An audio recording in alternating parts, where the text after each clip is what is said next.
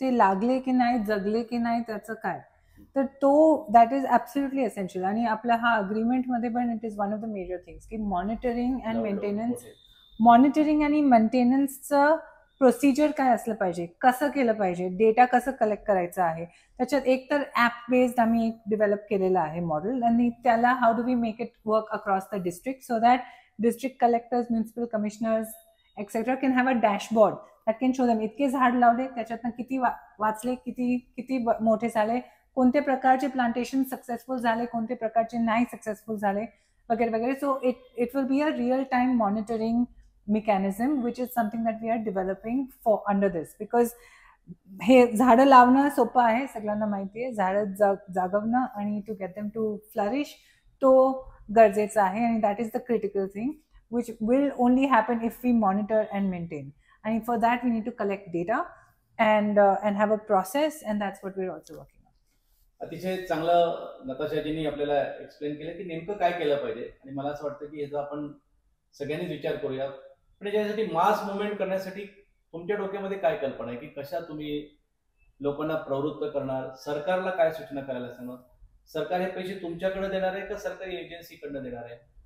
हा एक महत्वाचा आम्हाला कळते की सरकार जर काही ना काही पैसे खर्च करेल आणि काही लोक स्वतःहून करतील, पण हे पैसे जोपर्यंत आपण हे पैसे काही खर्च करणार नाही तोपर्यंत झाडं तर काही स्वतःहून लागणार नाहीत. तर ह्याचं मॉडेल काय तुमच्या डोळ्यासमोर आहे?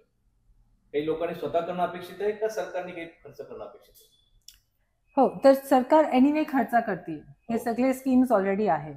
तर आपलं प्रोसेस आणि प्लॅनिंगच्या हिशोबाने तो खर्च झाला तर तो मोर इफेक्टिव्ह राहील. तर तो प्लॅन आहे की खर्च तुम्ही एनिवे वेस्ट मॅनेजमेंटवरती करतायत, घनकचरा विभागामध्ये करतायत, गार्डन विभागामध्ये, फॉरेस्ट विभाग करतायत, पण तो जसं तुम्ही म्हणाल त्याचं इम्पॅक्ट काय होतोय तो दिसून येत नाहीये, तुम्ही म्हणाले होते. तर तसंच आपण हे नवीन प्रकारे प्लॅनिंगनी एक्झिक्यूट करूया, आणि मग आम्ही मॉनिटर पण करू त्याला. तर मग जे शासनचा खर्च होतोय त्याच्या मोर इफेक्टिव्ह आउटपुट होईल. हो, आणि आय थिंक जे नरेगा असेल, स्वच्छ सर्वेक्षण म्हणजे SBM असेल, ह्या सर्व स्कीम्स अंतर्गत जे निधी आहे, जे लोकल सेल्फ गव्हर्नमेंट बॉडीजच्या माध्यमातूनच खर्च होतोय, ते सगळं आपण एकमेकांना बांधू कसं शकतो, स्कीम कन्व्हर्जन्स ज्याला म्हणतात, ते कसं करू शकतो. आणि कंपनीजचं CSR असेल, EPR असेल, इंटरनॅशनल लेवलवर प्लास्टिक क्रेडिट्स प्रोग्राम्स असतील, हे सगळ्यांचं एक्सपेंडिचर जे आहे ते स्ट्रीमलाईन करून एका दिशेत आपण कसं करू शकतो. काही ठिकाणी गव्हर्नमेंटचा निधी खूप महत्वाचा असतो. ब्रॉड स्केलवर जर काम करायचं असेल, 100 गावांमध्ये काम करायचं असेल, तर गव्हर्नमेंटचीच गरज पडणार. त्याचं ज्युरिस्डिक्शन, त्याचं रिसोर्सेस सगळं फक्त गव्हर्नमेंटकडे आहे. पण एक्झॅक्टली करायचं काय, ह्याला जेव्हा तुम्हाला एक्सपेरिमेंट्स करावे लागतात, काहीतरी चुकू शकतं, काहीतरी काम नाही करू शकत, तशा पायलट्स आणि एक्सपेरिमेंटसाठी नॉन गव्हर्नमेंट फंडिंगची खूप गरज असते.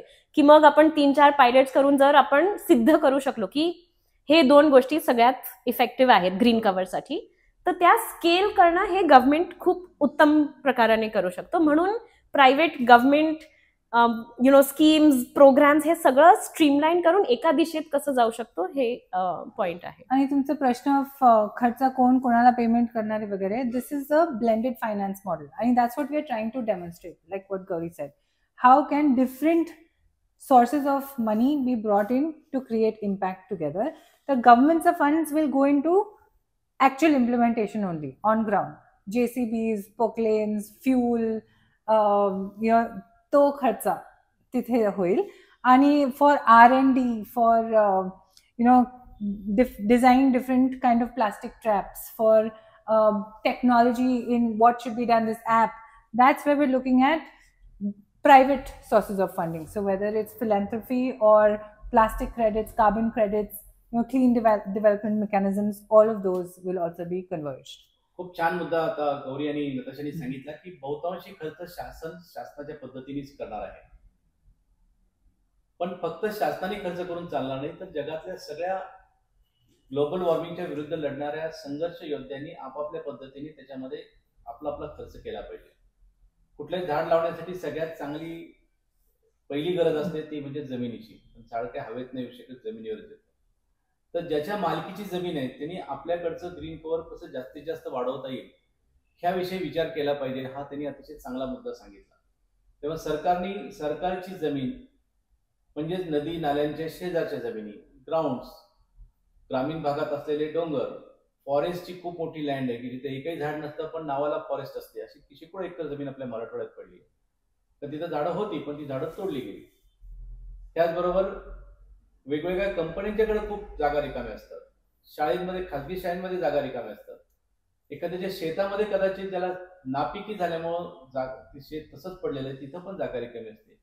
ह्या सगळ्यांनीच आपापल्या स्तरावर झाडं लावण्याचा कार्यक्रम मोठ्या प्रमाणावर केला पाहिजे, तो सांभाळला पाहिजे. त्यासाठी लागणारं सर्व टेक्निकल नॉलेज तुम्ही द्यायला तयार आहात. तर बऱ्याच जणांना कळत नाही शेतकऱ्यांना की माझ्याकडे जागा आहे पण कुठली झाडं लावली तर टिकतील, हा सगळ्यात महत्वाचा प्रश्न. बरोबर. पुढचा माझा महत्वाचा प्रश्न की झाडं तोडण्यावर कधी कुठली शिक्षा झालेली आपण बघितली नाही, आणि त्याच्यामुळे मराठवाड्यातल्या काही लाख हेक्टरवर, काही हजार हेक्टरवर फॉरेस्टचं रिझर्वेशन आहे, फॉरेस्टच्या मालकीची ती जागा आहे, पण तिथे झाडच नाहीये. तर ही झाडं तोडली गेली हे निश्चितपणे. ह्या झाडं तोडण्याला कायदे कडक करणं एवढाच एक उपाय आहे का ते लोक प्रशिक्षणातून तुम्ही काही साध्य करू इच्छिता? आय थिंक कायदे ऑलरेडी आहे. तुम्ही लिगली झाड असं तोडू शकत नाही, पण त्याची इम्प्लिमेंटेशन आणि त्याच्यावरती प्रश्नचिन्ह आहे. आणि दुसरा विषय आहे की आता आपले गव्हर्नमेंट एजन्सीजच खूप झाडे तोडतात आणि त्यांच्यावरती काय अकाउंटेबिलिटी नसते, तर मग लोक म्हणतात आमच्यावर का. तर आय थिंक शासनाने आता एक्झाम्पल ठेवलं पाहिजे. झाडं एकतर तोडले नाही पाहिजे आणि कॉम्पेन्सेटरी प्लांटेशन ते करतायत, पण ते ऍक्च्युली झालं पाहिजे. हो, सो आय थिंक कायदा अजून कठोर करणं हा तर आय थिंक शेवटचा ऑप्शन झाला, पण त्याच्या पूर्वी बरेच स्टेप्स आहेत जे आपण घेऊ शकतो. जसं तुम्ही म्हटला, जनजागृती, जर झाडांचा महत्व किंवा हरित क्षेत्राचा महत्व जर खरंच पटला, त्याचे परिणाम परिवाराच्या हेल्थवर, परिवाराच्या लाईव्हलीहूडवर दिसायला लागला, तर ते प्रोटेक्ट करणं जास्त सोपं होऊन जाईल. आणि त्याचबरोबर जिथे खूप कॉन्फ्लिक्ट आहे, जंगल आणि आजूबाजूचे जे ग्रामपंचायत आहेत, तिथे खूप इंटरेस्टिंग पायलट्स पण चालू आहेत की इको टुरिझम कसं आपण आणू शकतो, जेणे की ज्या घरांचं लाईव्हलीहूड पूर्ण फॉरेस्टवर डिपेंडेंट आहे त्यांना दुसरे मार्ग आपण काय देऊ शकतो लाईव्हलीहूड अर्न करायचे. सो आय थिंक हे सगळे पायलट्स एकत्र येऊन प्रयोग होऊन मग फायनली ऑफकोर्स लिगली जे फायनिंग व्हायला पाहिजे किंवा शिक्षा व्हायला पाहिजे ते तर आहेच, पण ते किती करणार आणि त्याचा कुठे अंत होणार. सो हे सगळं एकत्र करावं लागणार. कायदा पण कठोर करावा लागणार, पण त्याचबरोबर तिथले कम्युनिटीज बरोबर काम पण करावं लागणार.